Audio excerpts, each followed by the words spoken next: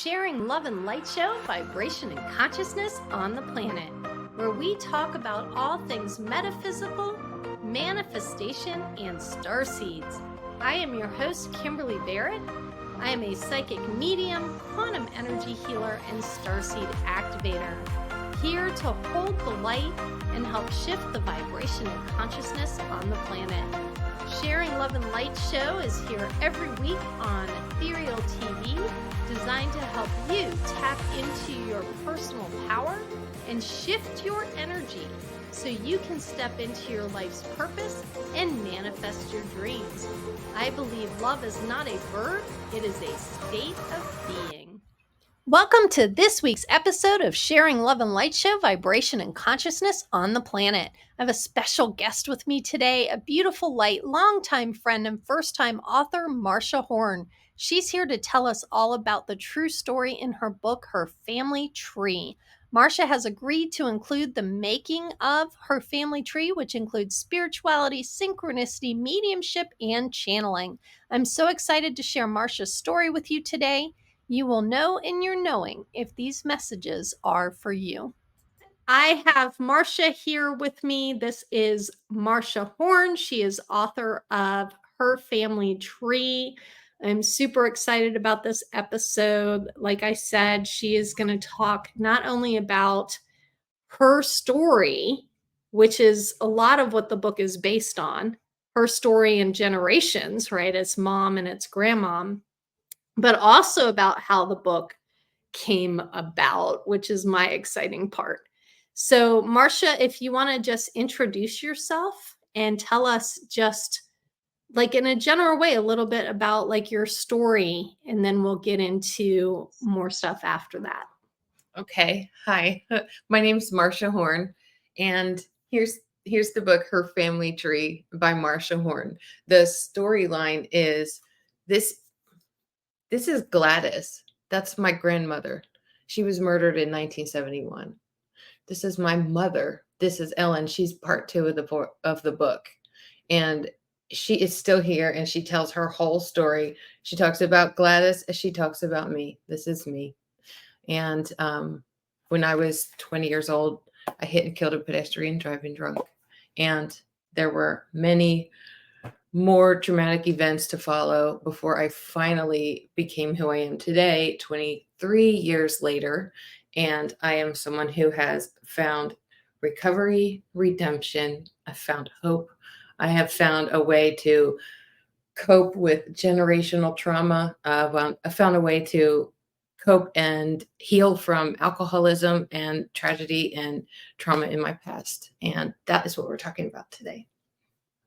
And you have such an incredible story. So we met, God, how long ago was it? Was it like 23 years ago? 2011. So like 13 years. 2011. So like 13 years ago. Yeah. So I was introduced to you. I remember you were quite new on your journey of recovery at the time. And wow, has Marcia come a long way. Talk about like having a spiritual awakening and that process of really like, I remember when I first met you that there was a lot of shame, guilt, not liking yourself much at all. And yet you still had your like cute, bubbly personality, which is one of the things I've always loved about you. I was in a dark place in those days. I really was. And I was entering into a whole new world of existence, which I just did not, I wasn't prepared for, but it was better than what I had.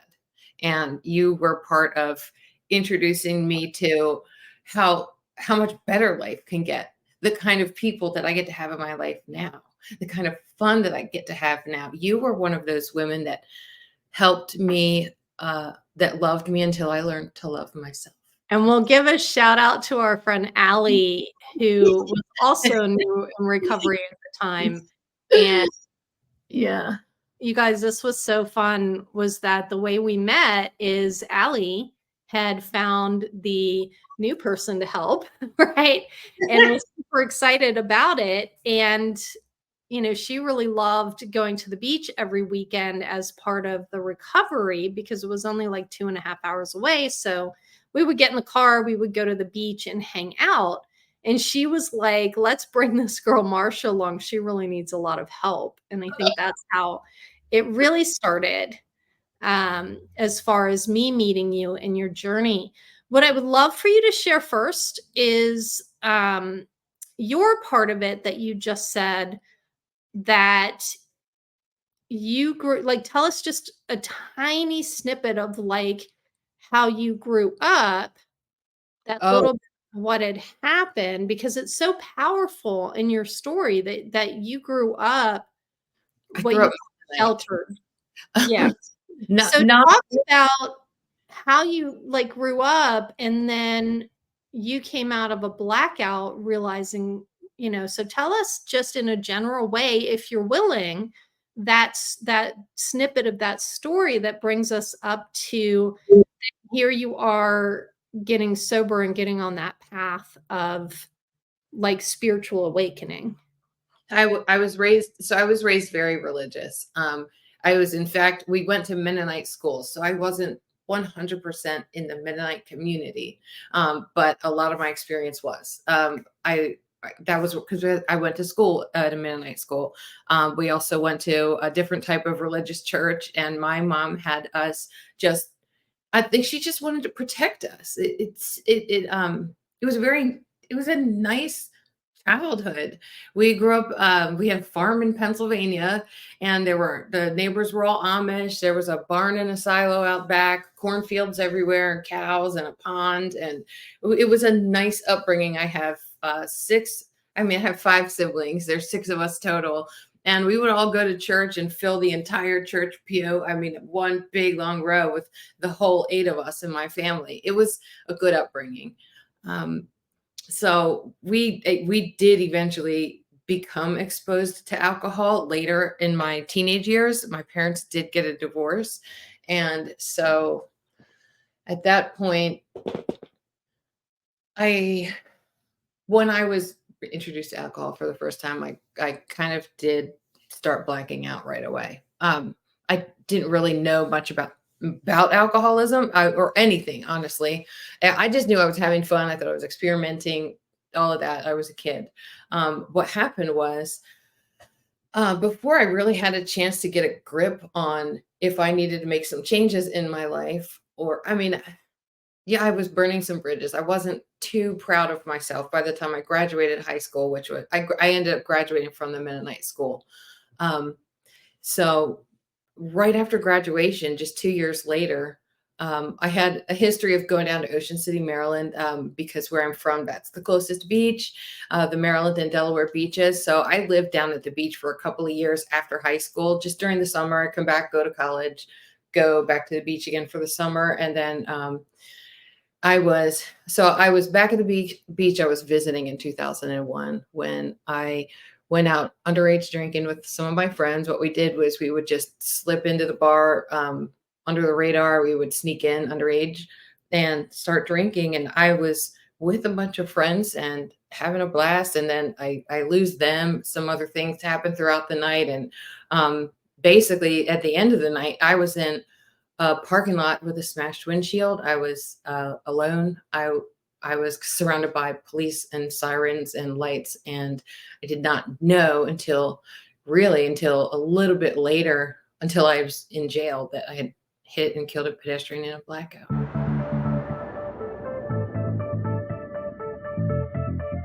I'm excited because we are on Sharing Love and Light show. It's very much metaphysical. I'm a psychic medium. And I asked Marcia if it was okay to come on and share about some of the backstory behind her life and this book. And part of that was kind of how we met. So we can talk together about that with everyone. I'm Recovery for excited. a little while, at least a few months before I shared it out loud for the first time. I think it was, I think it was a few months, and I shared it out loud for the first time. I remember this like it was yesterday because I had a nightmare. So one of the things that I've always connected with dreams. Ever since I was little, I would have dreams, and then the next day, the thing I dreamt about happened. It is one of the things that's always been a thread for me. Um, After that accident, for years I had dreams that I was a serial killer. It was um it was a nightmare. It Those was are those like PTSD nightmares that come up. And then I love what you just said, because I think I used to call you a foreseer. That was like my nickname for people that like have dreams and then it happens. I met you around the time when I was first starting to maybe tell people, but it was only the night that I had that dream. I was living on my mom's couch in Baltimore. She let me use her car to go to a meeting. I went to a morning meeting. It was one I had never been to before. I really didn't recognize people yet. So I didn't know anybody's names or anything, but I was picked on by the speaker to share. And I blurted this whole thing out about the dreams, about prison, about I killed somebody. I hate myself. I want to die. I can't stand this. I can't take this. I just, the shame and the remorse was 10 years deep. It was 10 years deep on me. What happened was I blurted it all out. And after, I met a guy who had done the same thing. Isn't that amazing? That's like my God moments, my like higher power moments, right? That. And then it snowballed. And he said, okay, so another person had told me that same day. I met him next, but they said there was a guy who no, there was a guy who was driving drunk, and his children were in the back. He wrecked the car, and his daughter died. And he is celebrating an anniversary this Friday. And that is so hard to deal with. Yeah. Yeah. So the guy that I met that had also done the same, hit a pedestrian the way I did, he picked me up Friday night and took me to that meeting. And the two of us both stood up and said that we had done the same thing, which was groundbreaking for me to ever, because I worked really hard to hide it. I didn't want anyone to know that I was this monster and this killer, but I was only just waiting for my way out, you know? And those were the thoughts that you had. I'm this monster, I'm this killer. And yet we're talking about you didn't purposely do any of that. I know, but it still happened. It's something that happened, right? And at the same time, the perception of ourselves, like that horrificness and how you felt at the time, was like, I'm a monster. Yeah. And then you meet these other people that are like, you can still stay sober, you can still get on a spiritual path anyway. Somehow, coincidentally, I kept getting connected with these people left and right all throughout my recovery. I have met people, but it mostly happened in that first year. That was when I met the most. But through the years now, I have met quite a few people with the same story. We somehow just find each other. That was around the time I met you. It was still in those early days. I was maybe 3 to 6 months in, and I was just starting to become comfortable with saying it out loud, but only to certain people. You know, I was only going to, it was very restricted. It's but one of those things that you didn't need to tell everyone for a long time. You know, now it's written in a book, right? Now the bravery is huge, right? We're getting it way out there. And yet at the time, you know, to overcome shame, I don't have to tell everyone. I just need to tell who needs to hear it. And then you've been uniquely able, probably since then, to help other people who hadn't overcome the shame yet, who are now sharing that. And we got to that part where we were together in the apartment that day. And I don't think you had even told our friend Allie. We were talking about that. I don't think Allie knew. No. And you were just meeting me. You. Yeah. Only to tell the audience and my story. By this point, I was like, it was 2011. So I had been sober for over 10 years at that point. I'd been sober for quite a while, probably like 12 years at that point. Why we call the Godfather. I had that. You used to call my friend, that my mentor is what I call her, that was helping me. You used to call her Yoda. Everybody called her Yoda, because she was the one that helped me in my story, where she woke me up to the spirituality part. And I will have an episode where I can share. I just wrote an article for this psychic magazine. I think it's called Psychic for You, magazine about my story and how I ended up really blossoming into the psychic and mediumship. I ended up having that huge healing before I met you. So by the time I met you, my mediumship was wide awake, Okay. right? And we're talking about that moment where you were in the apartment and I was like, I can't let this go. I have this young man here with me. I'm a medium. You knew that. Um, and I don't remember exactly what happened, but I remember he brought a message through you really needed to hear. So that was one of our things that we've talked about for years, how powerful mediumship can be when you're brave and you give it to the person that needs it. You told me he forgave me. Yeah. I forgot that's what he said. Yeah. And I think I gave enough evidence that you knew it was him and you knew it was real, Yeah. And right? that was my first time I ever met. I don't think I'd ever met a medium before either. I don't Yeah. think And I I gave enough evidence that you were like, that's definitely him. And, exactly. yeah. And you hadn't told me the story, so I didn't even know what had happened. I Or was who like, or he's here. He's letting you know he's forgiven you. And that's when you told me the story, was after we had done that mediumship and how powerful mediumship can be. Yeah. it meant a lot to me.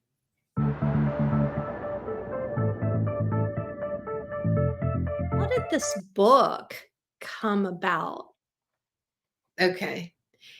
It is really interesting. I was having dreams again. So I was in a place in my life, it was like 2 years ago, 2022. I had to take some time off of work for health stuff that I was going through. So instead of having my very busy full-time job, I was at home just kind of getting better for a while.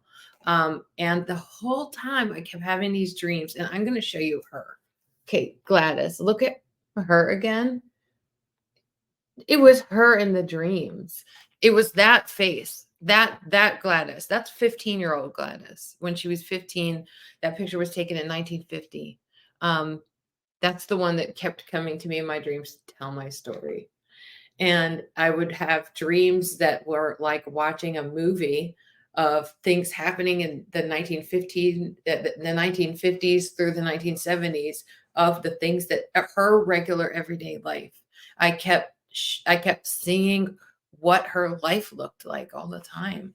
And I would wake up and just have this urge and this feeling I need to tell her story. Sometimes I would wake up with her voice repeating in my head, "You need to tell my story."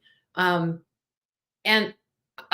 it happened so much and it was so strong that I just said, you know, it had been something I had like a brief outline written up for years, and I kind of added to it every time I got a little bit more of the story out of my mom. She doesn't talk about it very much.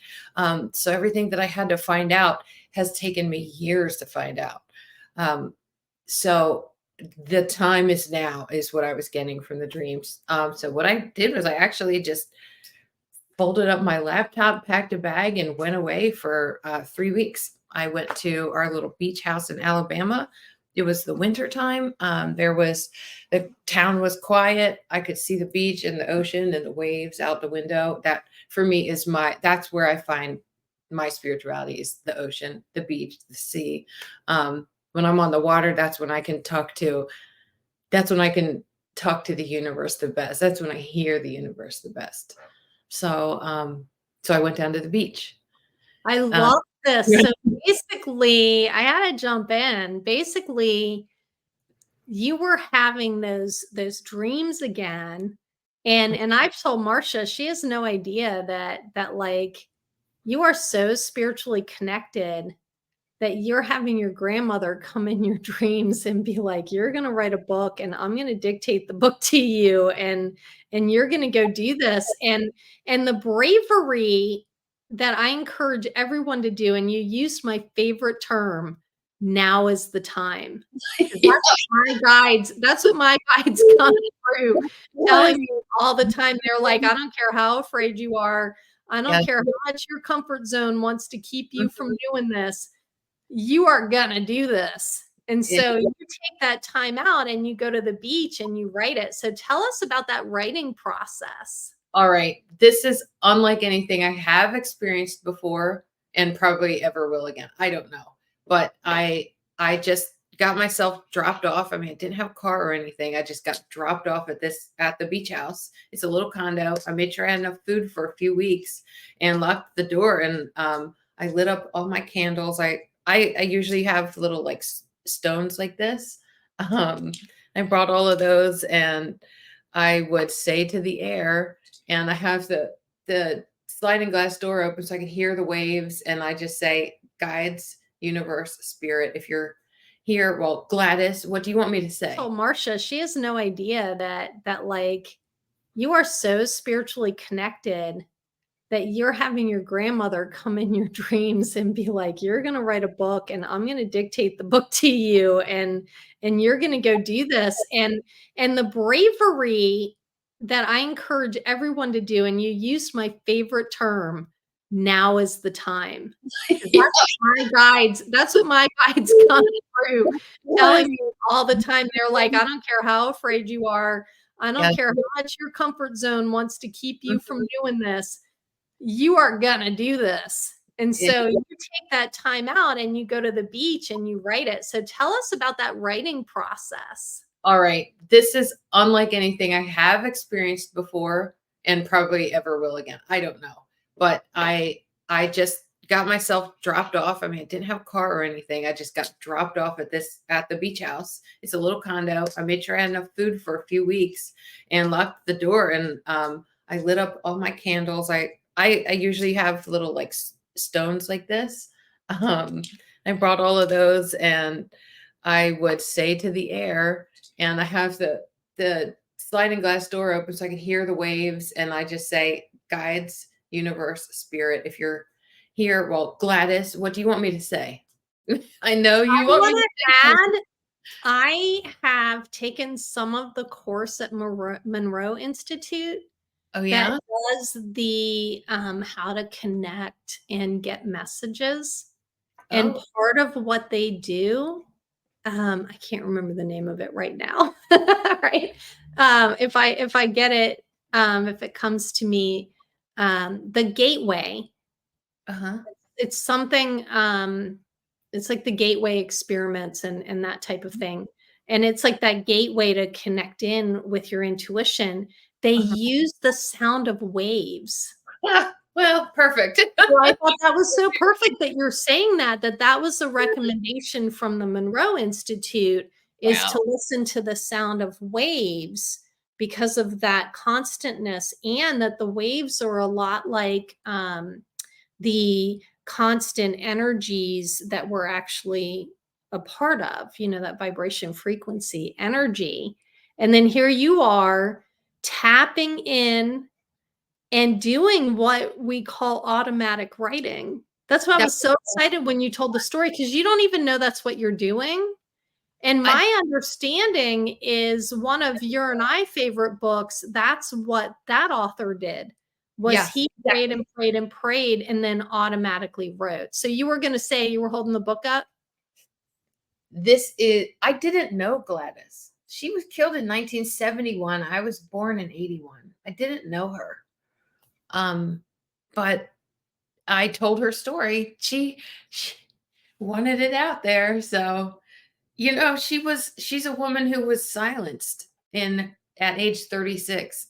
Her husband killed her. Her husband shot and killed her, and she was abused for years before that by him. Um, and I think she wanted people to know. And I also wonder if she's got anything to do with all of the other people and circumstances and situations that have been lined up for my own life. Um, so I was at the beach. I would say out into the air, just guide me, give me your direction. If there's something you need to have said, or if there's someone that you need me to talk to, inspire me to call them or have them call me. I reached out to all of the family that I could come up with, and everyone dropped what they were doing and took the time to talk to me. They took my call and told me all of the memories they could think of about Gladys.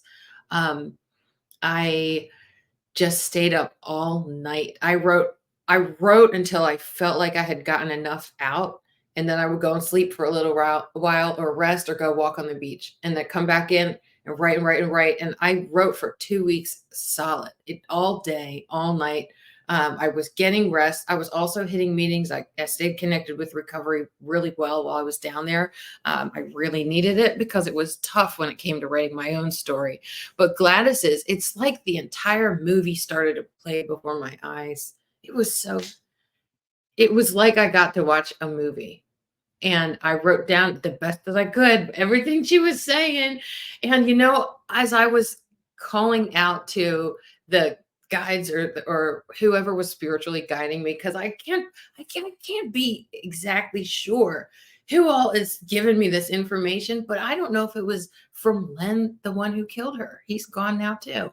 I don't know if it was from my granddad Neat, the one who was her first husband, who's my mom's father. So I just put all of the names out there. It was just like swirling energy through the air. I love it because you stayed open. I'm sorry to interrupt. I just wanted to point out something that you said, because you're not someone that's been like trained in mediumship or trained in psychic, or you had your spiritual awakening and you live an intuitive life. That's part of your recovery, is to follow intuition, to pray and meditate, to stay connected spiritually. And yet you just described, I got chill bumps all the way up my back. You just described clairvoyance.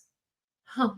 That you were like getting these images and seeing it as if it was playing in front of your eyes. That is what we call clairvoyance. It is so beautiful. And then you're not sure, what spirits were giving you all this information. You just know it was coming to you from outside of you. There's no way you could have really had that info. And then I love that you added all these other people that filled in the gaps for you. Yeah. Yeah, tell us more about your process when you got to your story. Well, I feel like my guides were there the whole time, especially for when I told my mom's story as well, because once Gladys is killed, you're left with, oh my gosh, what happens next? Now what? And so I also needed help for my mom's story. And at the time, my father had just passed away. So I was, really calling out to him too. My father was there when Gladys died. He was there. He drove down to North Carolina to identify the body. He was a big part of it. And so I felt like I was talking to my dad.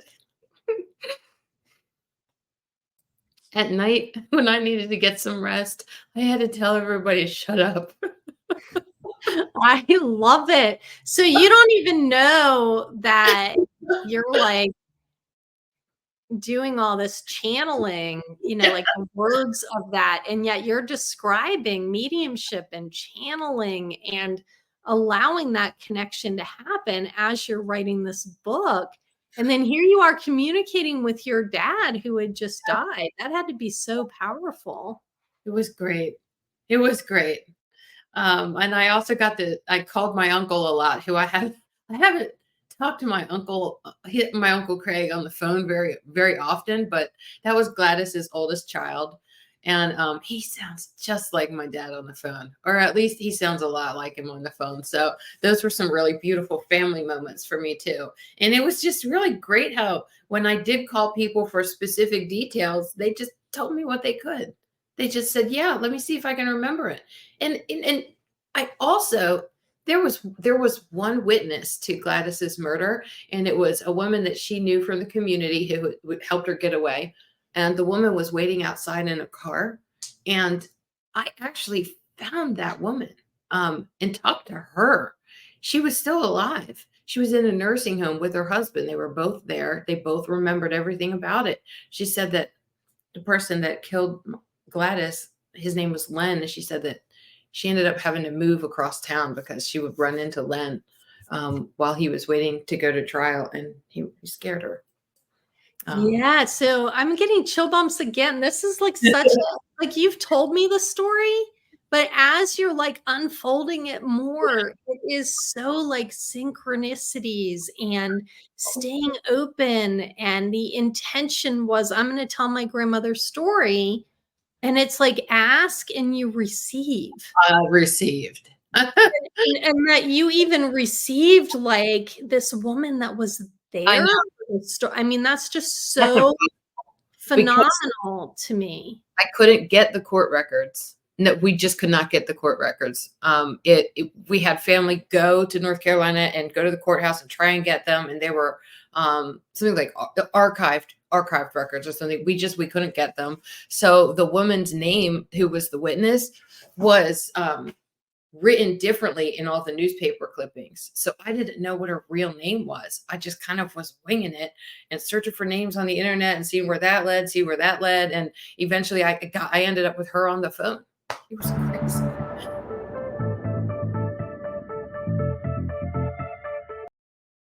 Can Yes. you talk a little bit about like what wasn't resolved and what needed to happen to get you to that where you are today, that true spiritual like place where you, and I know you, it's not 100% perfect, and yet the self-esteem that comes out of you today, the self-love that comes out of you today is so different. Yep. Yeah. Well, okay, so which one do I want to start with first?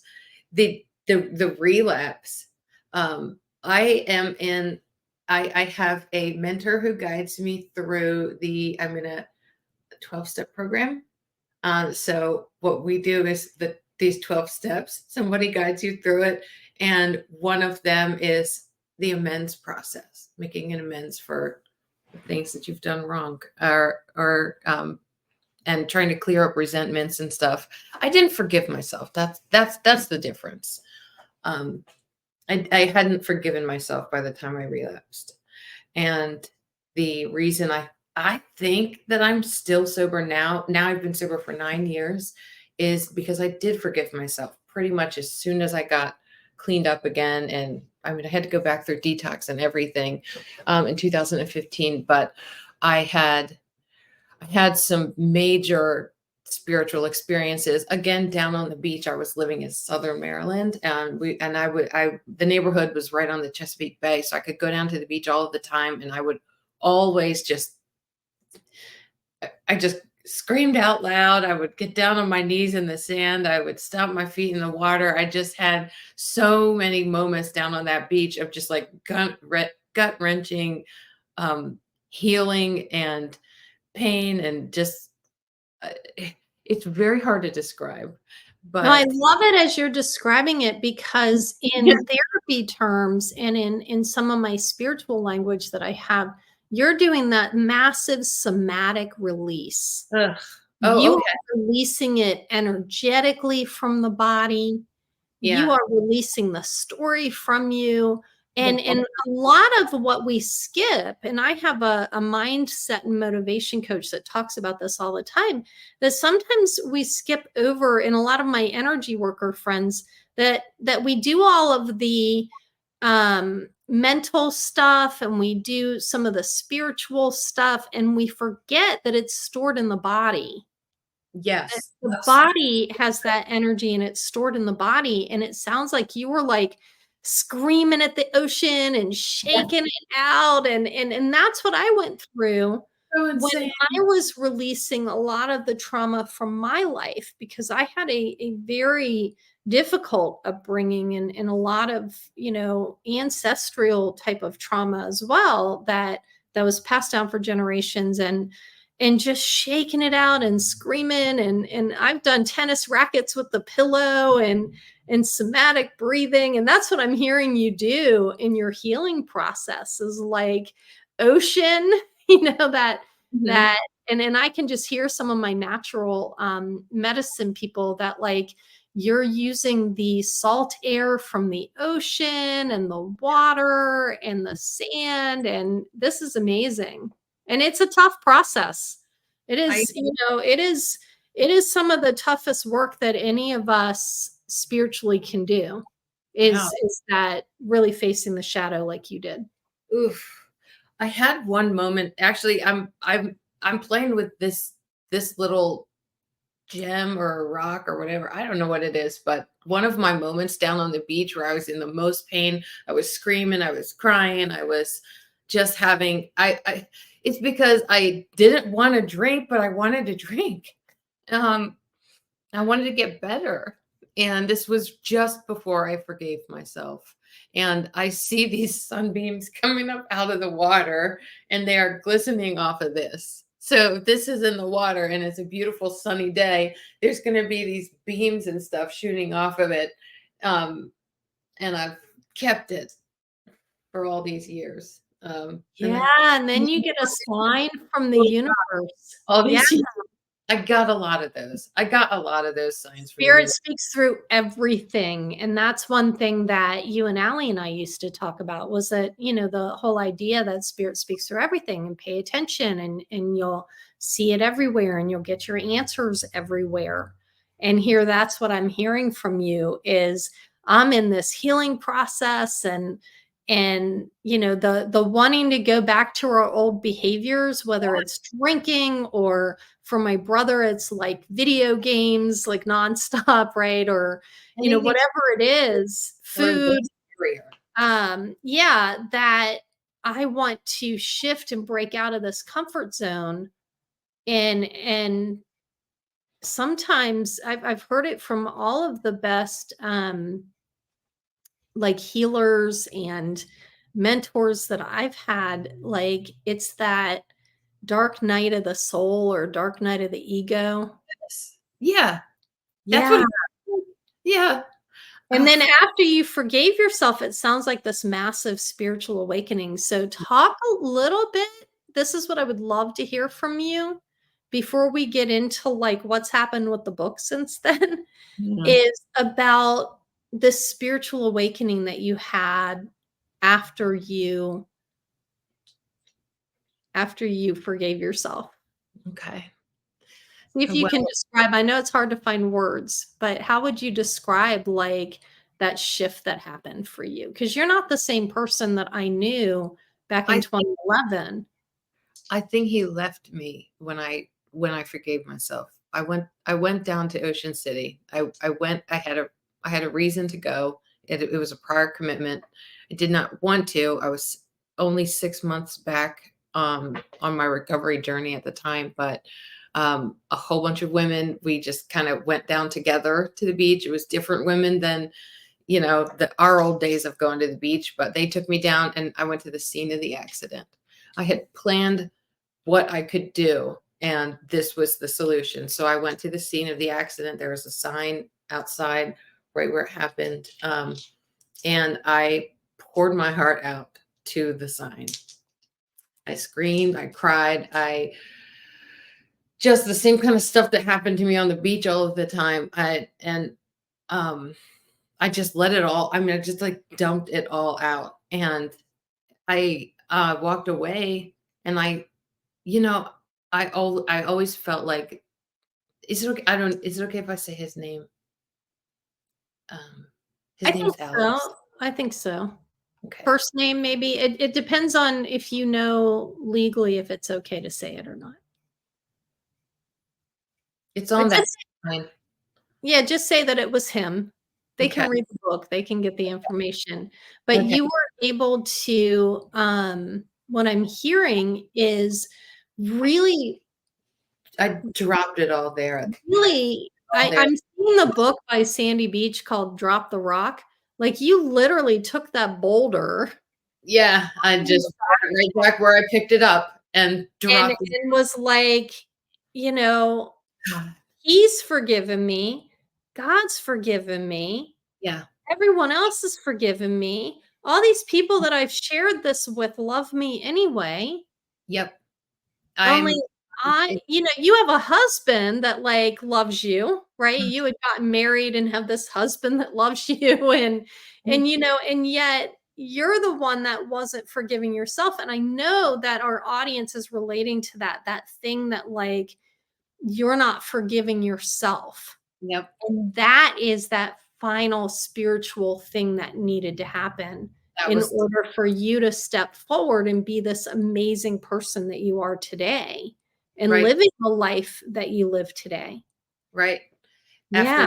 After those wretched walks down the beach of screaming and crying stopped happening. But Yeah. immediately following that, I I walked away and I got back in the car with the women. And as we drove away, I remembered all of the good memories that I had with my family down there at that beach from when I was a kid. And then Um, all of a sudden your positive memories come back. yeah, they came right back in the car ride leaving the scene of the accident. And Um, then you remember little Marcia, and she hadn't been there for years. yeah, yeah. Yeah. And I do have some really great memories of going to the beach as a child and as a teenager and everything before the accident was good. I was fortunate I had those good times in my youth and I I could remember them again after I let it all loose at the sign. Um, I was able to remember all those things and then the lights are flickering. I feel like that's happening for a reason. I No would joke, we did not plan that one, right?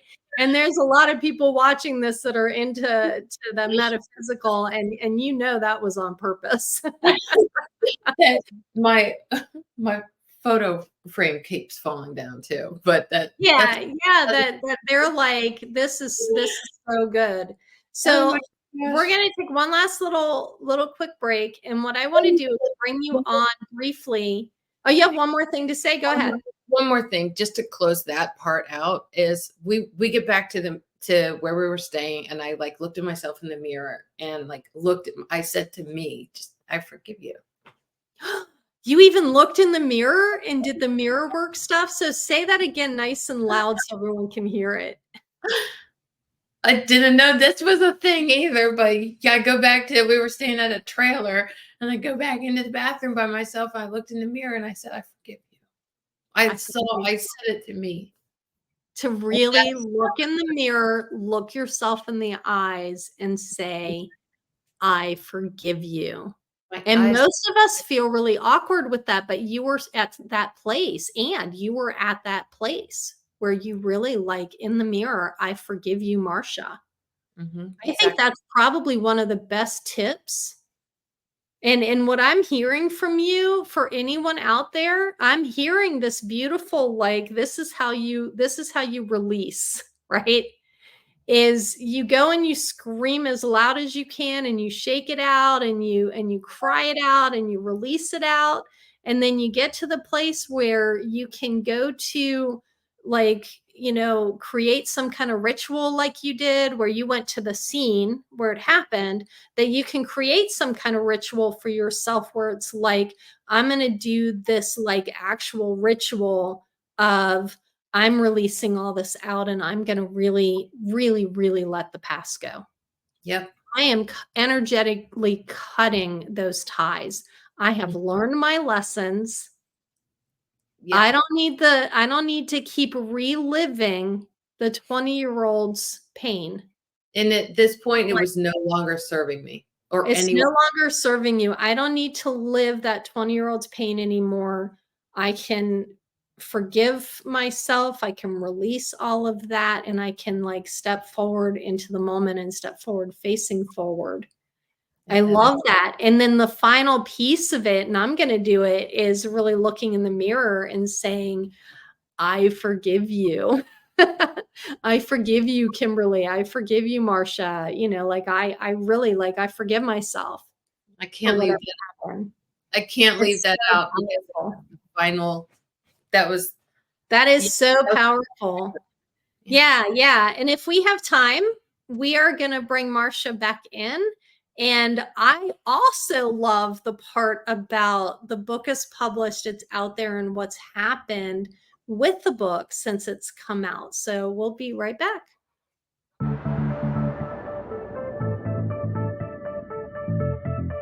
So I have Marcia back with us, and she's going to tell us more about what's happened since that self-forgiveness. Okay. That was when my life really started to turn good. as soon as I got back from that trip where I went to the beach and the forgiveness happened, that was when I came home and I got a job. I got a really good job. It was a different job than one I would have ever picked for myself. I didn't apply for it. It just kind of fell into my lap. And then before I knew it, I was working somewhere and I was making pretty decent money for the first time ever. And so I started to earn things, and my husband and I started moving around the country for different work experiences. It was his job moving us around, and I usually found a way to be to find work as soon as I got there, and it was usually something pretty good. At one point, though, we moved to a small town in Pennsylvania, and we were there for a project. It was only 6 months, and I couldn't find work while I was there. However, there were a lot of women, 17 of them, in fact, that needed help. They kind of needed like a mentor who was in my specific position. So I actually helped a lot of girls in that town. I would love to know if any of them are still sober and how they're doing now. I kind of keep touch with some of them, but one of the things was I got involved in just doing some service work. Basically, I was doing service work, and I ended up speaking at the DUI classes for people who get DUIs. They get assigned this as part of their sentence. They have to go to the department of, maybe it's the Department of Probation, or it could have been at just one of like the government offices in the little town. And they have to go and sit like for weeks in these classes, and they hear a speaker. I was the speaker. And I did that the whole time we lived there. I somehow fell into it as soon as we got into town, and I did it right up until we moved. And then when we left, we went out to Colorado, and I got another really good job there. And so I've gotten to experience traveling. I've gotten to experience staying sober and helping people like throughout the way. Every time we move, I tell my story again in that new town. I've been told that if I'm ever asked to tell my story, if anyone asks me to share it, or if anyone asks me to like go to a rehab or a detox facility, just say yes. So I have been doing that for all these years. So we did Colorado, we moved to Texas, and now we're in Florida. I'm down here by the beach. These are the prettiest beaches I've ever seen. On Sunday mornings I go to the beach with a group of like-minded people, and we all talk about recovery and sobriety and spirituality. And this is probably one of the most spiritual places I've ever lived. I mean, all I have to do is just ride on down to the beach and step like my foot out of the car, and I'm at some of these white sandy beaches, crystal clear bluish green water. It's usually calm and peaceful and beautiful. There's seagulls everywhere. There's palm trees and little lizards. It's just I really love where I have ended up. Yeah, and it sounds like through the self-forgiveness that you've become That was more in alignment with who you really are. And that's what I can hear in your excitement about now we're in Florida and we're at the beach, which you've already said is like total alignment with you. And I'm like helping all these people, and I'm uniquely useful in the world as a result of my story. I can share my story easier. I'm more comfortable. I mean, I can just see you glowing as you're sharing about this. So I love when I watch people get shiny when they're like, and then now I live this life. And it's because I went through that, what some people call like shadow work, or that dark night of the soul, or I jokingly call it like the dark night of the ego. It's not really my soul. It's like the dark night of the story I came here to play. And because we were brave enough, and that's what I'm hearing from you, like brave enough to go through all of that, now you're at this like beautiful place. You've published this book. It took 2 years to build up the courage to hit print. Honestly, I had it ready. It was ready when I left the beach house and took it back to Colorado. And then I started to quash down the voices. I just started to try and quiet out the dreams and didn't want to. No, no, no, no. I'm not going to tell anybody. This is my whole story. This is the whole truth. I'm not telling it. I'll just see if I'll wait till I'm ready. So it took about 2 years, but I talked to a few people here about it. Actually, said, I'm not sure what I'm going to do with my life here yet. We just got here, and I don't know, but I did write this book, and they all said, push the button, push the button, push the button. So I had my cover ready. I had it edited. I had it ready to go. All I had to do was push the button. And so just one day I did it. You can tell us the exciting news about, like, since it's been published, what's happened? So it's been live for almost a month now. It came out this May. And this was also the 23-year anniversary of the accident. Yeah, so we're filming this May 31st, and I'm not 100% sure of when this show's going to air, but just to let you all know that while we're filming this, it's been out for a month, and amazing things have already happened with it. Yeah.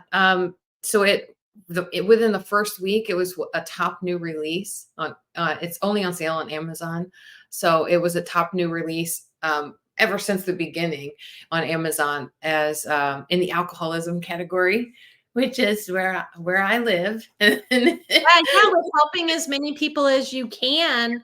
A lot of people read it. Right? Yeah, a lot of people want to read that. And especially the, like, forgiveness, redemption, how can I get there? People are saying pretty much across the board, everybody says I can't put it down. And it was a fun read.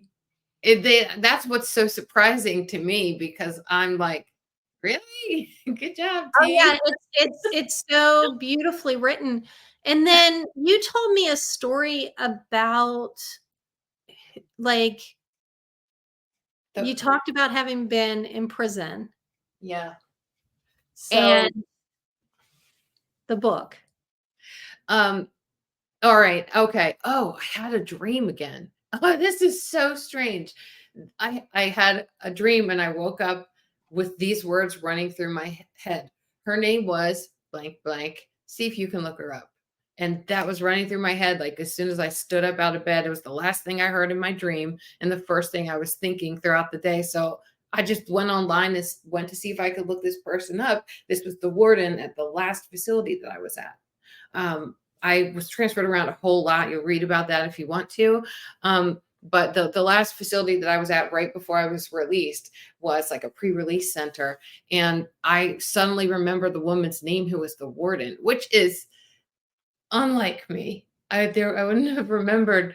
So much trauma there. You're not going to remember any of that. Yeah. Yeah. But I looked her up and just shot in the dark, sent an email to an email address I found somewhere online. And he emailed right back to me. She remembered exactly who I was. And she's told me that in like the 23 years that she's been in prison management and administration, I'm one of the few inmates that she'll always remember. So she read the book. She didn't love everything I wrote about being incarcerated, and of course not. It just is what it is. I was just very traumatized, and I wrote it how I saw it. And you wrote it based on the young woman that was traumatized. So it's the memory of your trauma at the time. And that's why I'm like, it's so based on a true story. And yet you're writing from the perspective of this 20-year-old that was traumatized. Yeah. And you were there for 10 years, right? I got a 10-year sentence. You got a 10-year sentence. How long were you in? 2.5 years. 2.5 years. Okay, good. I'm glad you cleared that up for me. That was still being 20 years old, a 10-year sentence, and being in for 2.5 years. And it was hard if you read the book, hint, hint, right? That you write about how hard it was to be able to, keep your cool and be able to get out in the 2.5 years. It was scary. And that is yeah. But to take you back, you were talking to the warden, and Yeah. then what happened with the book since then? That's the exciting Well, news I love to hear. she read it, and regardless of what she thinks about how I portrayed the prison experience, she bought 40 copies for the facility that she's now running, which isn't the same one I was in. It is a different one, different county, kind of close by. And they have a book club in there. She went on to be the warden of the real prison that I was in right before the pre-release center, and she cleaned that place up. I remember it better than when you were there. I was there. Yeah, Okay. which is good news, because if you read the book, Yeah. Thank God for that woman went in and cleaned up that prison. Yeah. The one prison guard that I wrote about, the one who always used to come down when I was getting searched. I remember a couple of years after I got out of prison, seeing her and her name in the newspaper. She got arrested for bringing stuff that she was doing. Yeah. So there was a lot of stuff that you share about. The warden who was doing that. That's kind of cool. That's a relief. So they have a book club, and now they have 40 copies of my book. They're all going to be reading it together. And when they are done, we will have a Zoom call. Oh, this is just so beautiful. So then you get to really be helpful to women that are currently in there. And they can ask me stuff about the book too, if they have questions about, about the book and questions. And what I love about this whole concept that your grandmother brought to us, is the way I'm going to say it with this book, is my understanding right now spiritually is a lot of us are clearing out generational trauma. Yes. And that's, she was killed right by someone that was alcoholic. She was killed by an alcoholic. So my mom tried to keep us away from alcoholism, and alcohol kept us very sheltered and religious. That was her what she thought was going to work. And then here comes Marcia.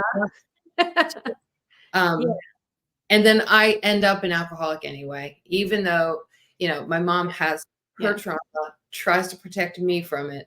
I end up killing someone. It's just, that's crazy. Hard about reading my mom's story.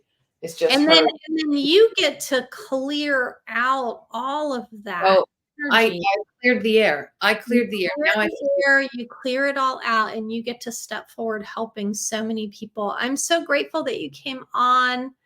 I love you so much. I really hope that people get her family tree. Is there one last thing that you just want to say to the audience before we hop off? A lot of different things have opened up since publishing the book, because it's not just the prison, but it's also the Mennonite community. They're all reading it too. And there's been hints that I might go and do maybe a chapel at the Mennonite school.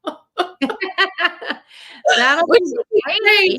I love them, and it was a good experience that I am grateful that I got to have. My spiritual journey didn't end up a very religious one. I ended up being someone who's really spiritual. I always say, but it's not my line, that the difference between religion and spirituality is that religion is for people who are afraid to go to hell, and spirituality is for those of us who have been there and don't want to go back. Yeah. And from your story, we can see that. So thank you for coming on and sharing your love and your light with us today. Thank you very much. I'm so looking forward to when this airs on Ethereal TV. Yeah, and I'm so excited about Ethereal TV for you. This is a great opportunity, a great experience. You have so much interesting content to share too coming up, I know. Yes, very much so. I'm so excited to share all the love and light with everyone here. So thank you. We are sending you love and light, and get the book. That's all I have to say.